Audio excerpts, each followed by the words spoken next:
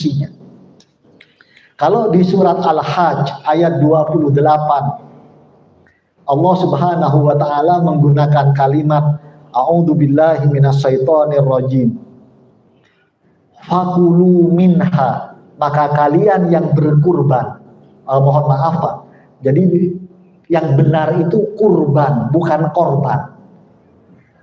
Kalau korban kita kehilangan kambing, Pak. Kita kehilangan sapi.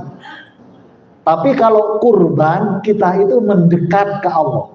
Kehilangan kambing, kehilangan sapi itu ya kayak kita mau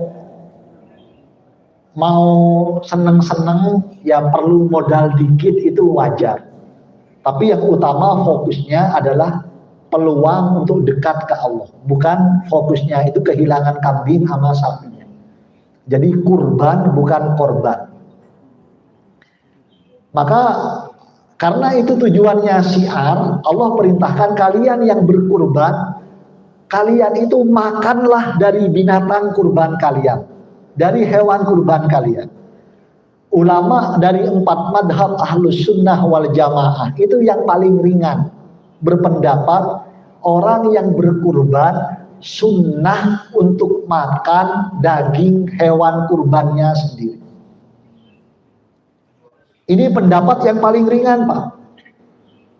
Bukan mubah, tapi sunnah.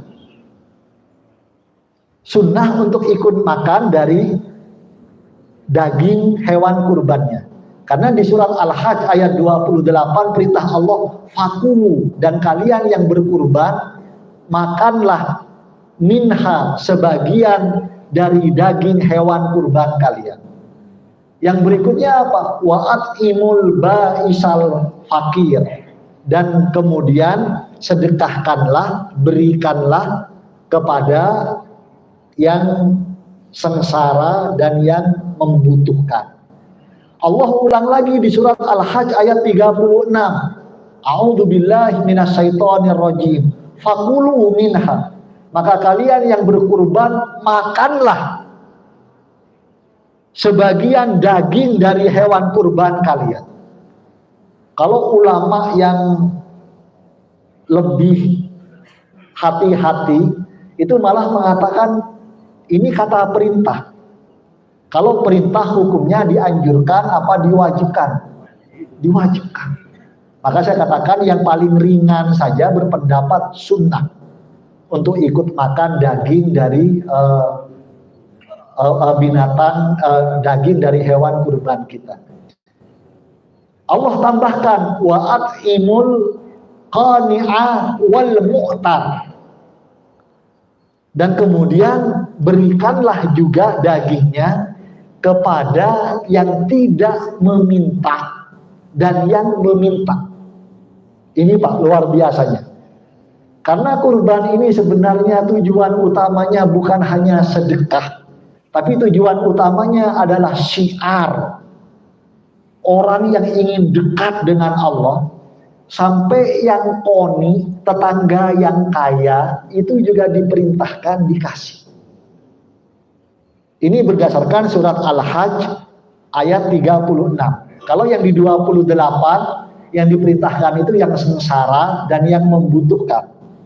Kalau yang di ayat 36 surat Al-Hajj juga, yang diperintahkan untuk dikasih itu yang tidak meminta dan yang meminta.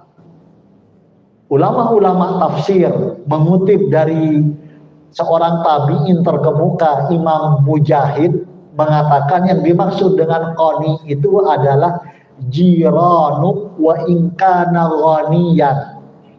Tetanggamu itu kasih juga daging kurban, wa inkana ghaniyan, walaupun tetanggamu itu kaya.